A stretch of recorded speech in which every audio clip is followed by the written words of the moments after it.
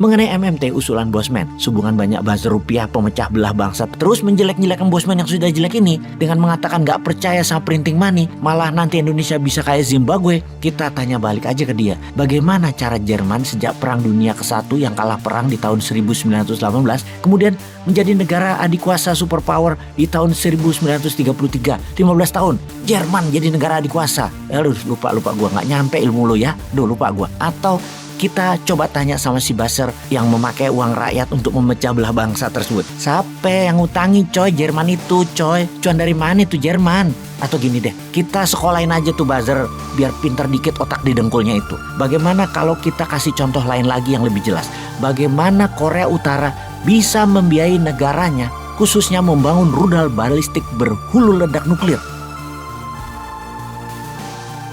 Kita ke politik tanah air sebentar. Sejauh ini, Bosman mungkin satu-satunya orang yang masih belum percaya tahun 2024 bulan Februari tanggal 14 Indonesia akan mengadakan Pilpres. Cukup gila ya pernyataan Bosman ini. Apa alasannya? Pertama-tama sepertinya dana yang diturunkan untuk menyelenggarakan pemilihan raya tersebut belum terlihat. Dana tersebut besar, lebih dari 120 triliun kalau tidak salah. Gedenya minta ampun. Di mana sejauh ini belum melihat adanya kegiatan yang masif dari KPU beserta jajarannya yang akan melakukan persiapan pesta akbar tersebut. Misalnya membuat kotak suara.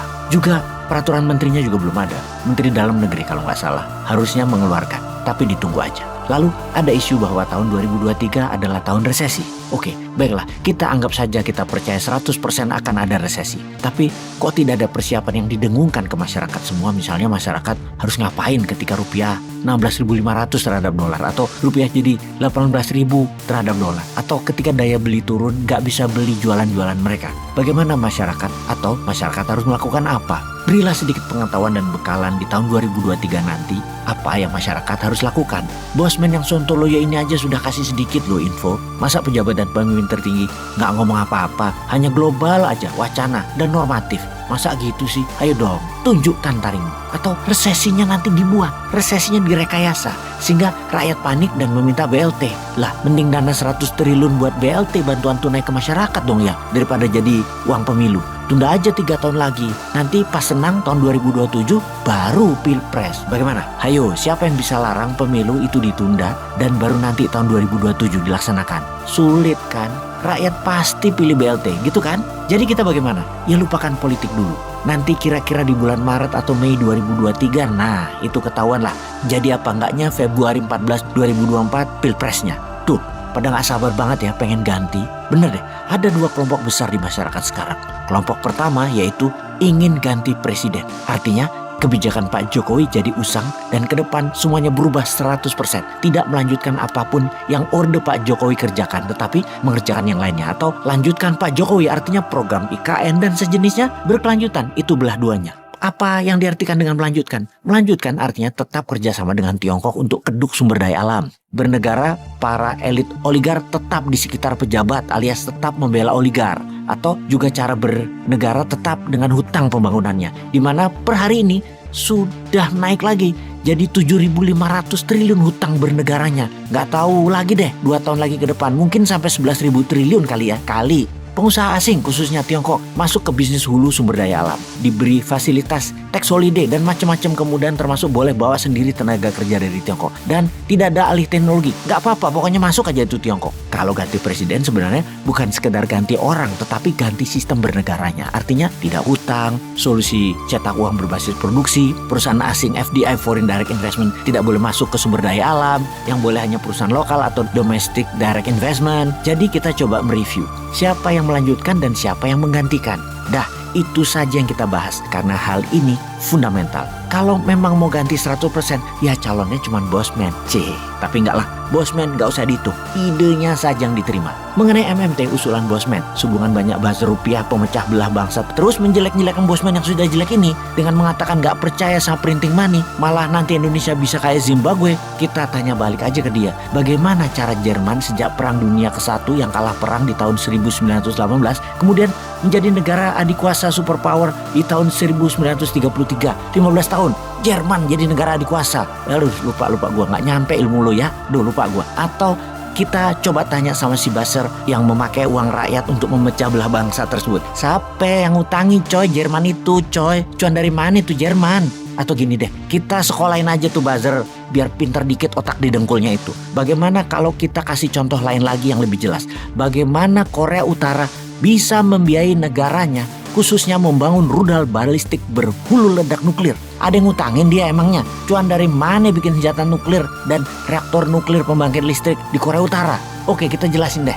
Dalam 11 bulan ini, tahun 2022, Korea Utara bikin negara-negara barat dan sekutu barat berang dan khawatir atas peluncuran lebih dari 80 kali peluncuran misil rudal balistik dari 20 lokasi berbeda, di mana hal ini merupakan rekor baru yang dilakukan negara Kim Jong-un itu.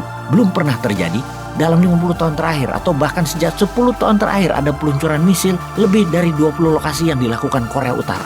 Ada apa ini? Bahkan ada pertanyaan yang mendalam. Dari mana duitnya tuh Korea Utara? Mereka tidak mungkin printing money karena mereka tidak punya produk yang diekspor, gitu ya? Di mana? Ya benar sih. Di mana salah satu syarat cetak uang adalah produknya ada yang diekspor. Atau ada cara lain? Oke, sementara Korea Utara perlu belanja bahan baku dari luar Korea. Bayar pakai apa? Inilah cara bernegara Korea Utara yang mana setiap negara untuk survive, hidup tanpa utang harus punya strategi masing-masing. Begitu juga Indonesia harus kreatif. Kita kembali ke Korea Utara. Pada 5 Januari 2022 Korea Utara pertama kali meluncurkan misil hypersonic yang canggih buatan mereka. Dilanjutkan tanggal 10, 11, 12 Januari meluncurkan lagi. Terus di bulan Februari melanjutkan bulan-bulan berikutnya dengan ICBM atau Intercontinental Ballistic Missile seri besar. Dari mana uang Korea Utara untuk melakukan hal itu semua? Semuanya di luar perkiraan pakar ekonomi seluruh dunia. Semuanya. Korea Utara ternyata menggunakan stolen cryptocurrency. Mereka menambang dan mencuri cryptocurrency. Dalam tahun 2020, Cyber Army Korea Utara mencuri lebih dari 200 juta dolar dari aset digital cryptocurrency. Di tahun 2021, Data Intelijen Internasional mendapatkan data bahwa Cyber Army hackernya Korea Utara stolen, mencuri digital aset cryptocurrency diperkirakan mendekati nilai 500 juta dolar. Bahkan tahun ini, Cyber Army Korea Utara sudah merampok nge-hack online game senilai 1 billion dolar. Data uang yang dicuri Korea Utara kalau dijumlahkan sejak tahun 2019 hingga saat ini adalah sebesar 3 billion dolar. Pyongyang mengumpulkan uang dari serangan cyber terhadap cryptocurrency. Korea Utara memiliki ribuan hacker kelas dunia di mana setiap tahunnya kampus militer mencetak ratusan hacker baru. Semua ini dikelola negara. Korea Utara melakukan strategi ini sejak tahun 2010. Digital aset cryptocurrency ini adalah dolar valuasi nilainya dan inilah underlying Korea Utara mencetak uang mereka di dalam negeri. Hacker Korea Utara kategorinya adalah ace cybercrime atau ace hacker, the best of the best dan jumlahnya ribuan.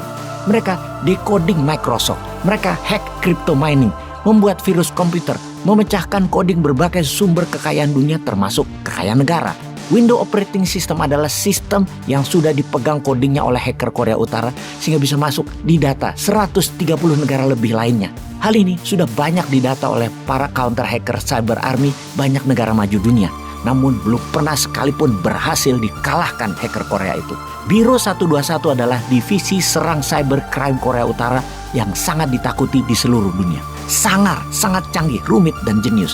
Biro 121 adalah pasukan khusus cyber bagian dari elite agency spy-nya Korea Utara. Diperkirakan dalam tahun-tahun ke depan ini, hingga puluhan billion dolar akan dirampok di seluruh dunia berbagai digital asset selain kripto seperti NFT, saham, forex, dan banyak lagi. Maka devisa negara Korea Utara akan menjadi tebal. Printing money dikuatkan underlay-nya stolen crypto.